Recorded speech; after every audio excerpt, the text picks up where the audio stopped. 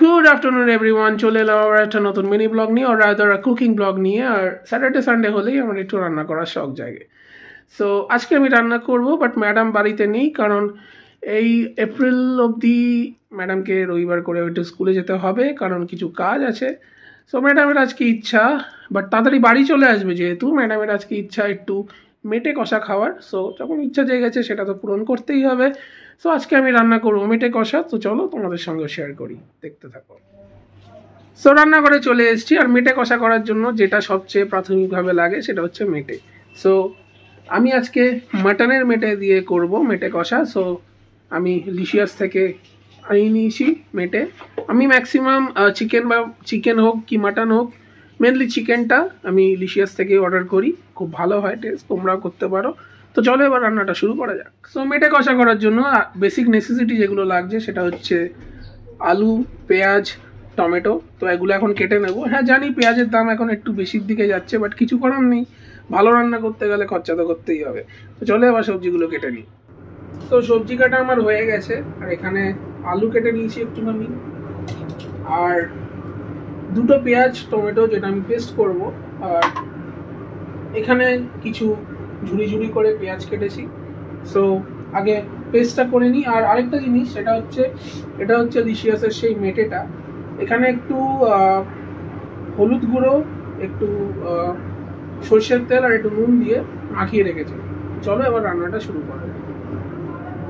তো আমার কড়াই গরম হয়ে গেছে, ফার্স্টে আমি এটা দিয়ে দেবো, সেটা হচ্ছে সর্ষের তেল।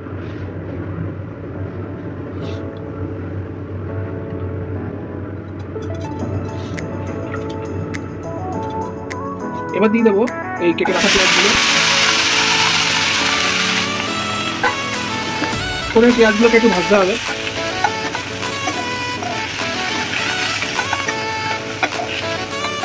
তো পেঁয়াজগুলো একটু ভেজে নিচ্ছি, মোটামুটি একটু হালকা ব্রাউন কালার চলে এসছে। এবার আমি দিয়ে দেবো এই পেস্টটা। এই পেস্টে পেঁয়াজ টমেটো আর আদা রসুন পেস্ট আছে, এটা আমি দিয়ে দেবো।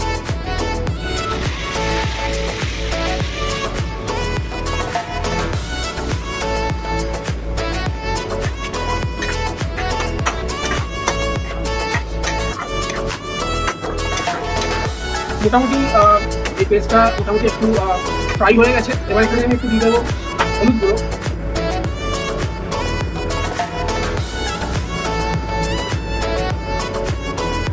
আর দেবো হচ্ছে ধনে জিরে গুঁড়ো।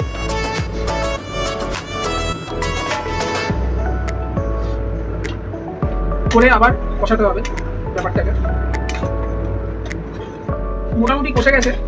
এবার এখানে আমি মেটেগুলো দিয়ে দেবো। মেটেগুলো যেটা বলেছিলাম অলরেডি, একটু সর্ষের তেল, একটু হলুদ আর একটু নুন দিয়ে মাখিয়ে রেখেছিলাম। তো এটা আমি এখন দিয়ে দেবো।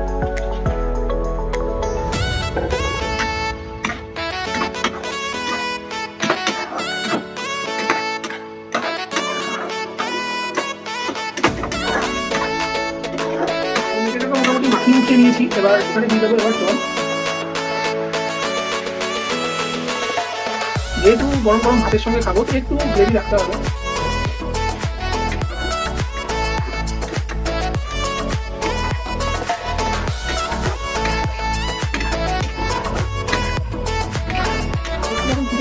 এবার এখানে দিয়ে দেবো একটু কাশ্মীরি লাল মির্চ, একটু লাল লাল ঝাল ঝাল তো করতেই হবে।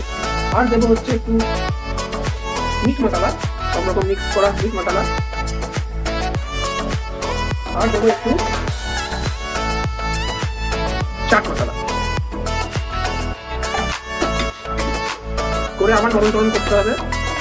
তো মোটামুটি হাফ সেদ্ধ তো হয়ে গেছে। এবার আলুগুলো দিয়ে দেবো। আলুগুলো পরে দেওয়ার কারণ হচ্ছে যে ছোটো ছোটো আলু, যাতে বেশি সেদ্ধ না হয়ে যায়, ওর জন্য পরে অ্যাড করছি।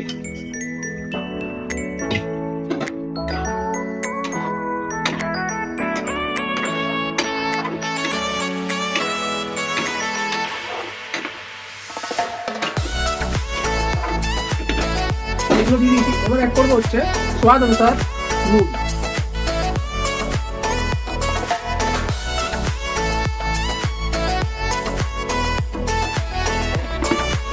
আর অল্প একটু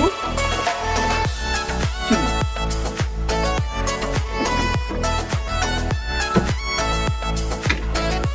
তো মোটামুটি হয়ে এসছে।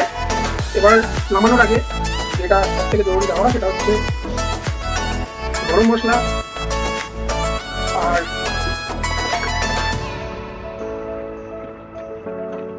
একটু ঘি।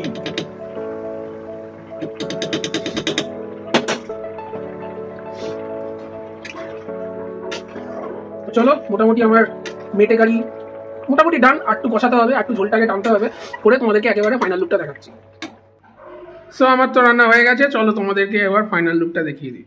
এটা হচ্ছে মেটে কষা, গরম ভাতের সঙ্গে একদম জমে যাবে। সো এই ভিডিওটা এই পর্যন্তই থাকলো। আর গরম ভাতের সঙ্গে মেটে কষা একদম ডেডলি কম্বিনেশন, আর তার উপর যদি সানডে হয়, আবার তার উপর যদি চ্যাম্পিয়ন্স ট্রফির আজকে ইন্ডিয়া পাকিস্তান ম্যাচ হয়, আর কি চাই। তো তোমাদের কার কার মেটে কষা ভালো লাগে অবশ্যই কমেন্ট বক্সে লিখে জানিও, আর আমার এই রেসিপিটা ট্রাই করতে পারো।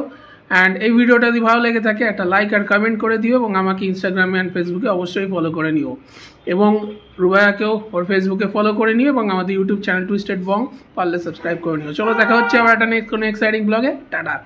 এবার তো খেলা দেখতে হবে।